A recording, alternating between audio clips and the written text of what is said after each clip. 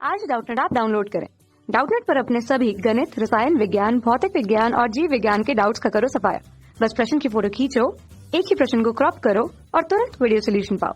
अभी डाउनलोड करें। क्वेश्चन हमारे पास है कि एक 238 जो परमाणु द्रव्यमान दिया हुआ है यूरेनियम का जो नाभिक है वो v मीटर प्रति सेकंड के चाल से अल्फा कण उत्सर्जित कर विघटित होता है। ठीक है, तो शेष नाभिक वापस पीछे की ओर किस वेग से लौटेंगे मीटर प्रति सेकंड पे ये पूछा जा रहा है। उसके मान हमें दिए हुए ऋणात्मक रूप से, क्योंकि विपरीत दिशा बोली गई है, तो ऋणात्मक रूप से 4v बटे ऋण 234 के रूप में, v बटे 4 के रूप में, ऋण 4v बटे 238 या 4v बटे 238 के रूप में दिया हुआ है। कौन सा मान यहाँ पर सही होगा वो हमें समझना है। देखिए, नाभिकीय विघटन यहाँ पर हो रहा है। अब हम सामान्य रूप से देखें तो हमारे पास क्या था, हमारे पास एक नाभिक था। नाभिक के लिए उसके अगर हम रूप को समझाएं तो उसका द्रव्यमान देखिए यूरेनियम था, उसका द्रव्यमान यहाँ पर 238। ठीक, अब उसका विघटन होता है। विघटन होता है मतलब वो अपने अवयवी कणों में विभक्त होगा, यह हम समझ सकते हैं। तो विघटन जिस तरह से होता है तो यहाँ पर हम कह सकते हैं कि अल्फा कण वहां से उत्सर्जित होते हैं। तो अब अल्फा कण उत्सर्जित होंगे तो वो कैसे बनेंगे। देखिए, अगर इसमें विघटन हो रहा है तो अल्फा कण एक छोटा सा कण हमने कुछ इस तरह से समझा दिया, और दूसरा कण जो होगा उसे हम कुछ इस तरह से समझा देते हैं। ठीक है, वो अब थोड़ा सा छोटा हो गया है पहले के आकार से। तो हम ये देख लिए, अब दोनों की दिशा विपरीत होगी क्योंकि विघटित हो रहे हैं और उत्सर्जित हो रहे हैं। ठीक है, उत्सर्जित होना मतलब एक ही दिशा में नहीं होंगे। अगर वेग की दिशा हम इसे क्या बोल रहे हैं, इसे हम बोल रहे हैं अल्फा कण। ठीक है, और इसे हम बोल रहे हैं यूरेनियम का नाभिक, जिसके लिए द्रव्यमान वहां पर बदल चुका है। कितना, अब यूरेनियम है तो 238 था, ये बन जाएगा 234, क्योंकि अल्फा कण जब निकलते हैं तो अल्फा कणों को एक तरह से हम क्या कहें, हीलियम का एक परमाणु हम कह सकते हैं इसे। ठीक, तो ये अगर विघटित हो रहा है तो दोनों के वेग अलग अलग दिशाओं में होंगे।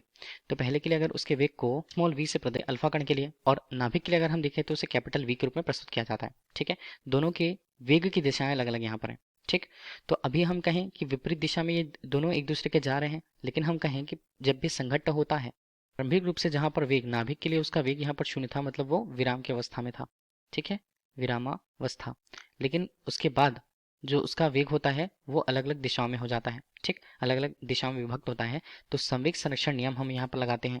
तब रेखीय संवेग संरक्षण के नियम से हम क्या बोले, पहले विरामावस्था में जो चीजें थी, देखें पहले देखें द्रव्यमान कैपिटल M के रूप में हम ले लेते हैं, उसका वेग हम यहाँ पर U के रूप में ले लेते हैं प्रारंभिक रूप से। लेकिन बाद की स्थिति पर क्या होता है, अल्फा कण यहाँ पर बनते हैं। अल्फा कण जब वहां से उत्सर्जित होता है तो उसके लिए उसका द्रव्यमान स्मॉल m1 के रूप में ले लेते हैं हम। ठीक है, उसके वेग को हम v1 के रूप में ले लेते हैं, दूसरे कण के लिए उसके द्रव्यमान को हम m2 के रूप में लेते हैं और वेग को v2 के रूप में प्रदर्शित करते हैं। ठीक, तो ये हमारे पास हुआ।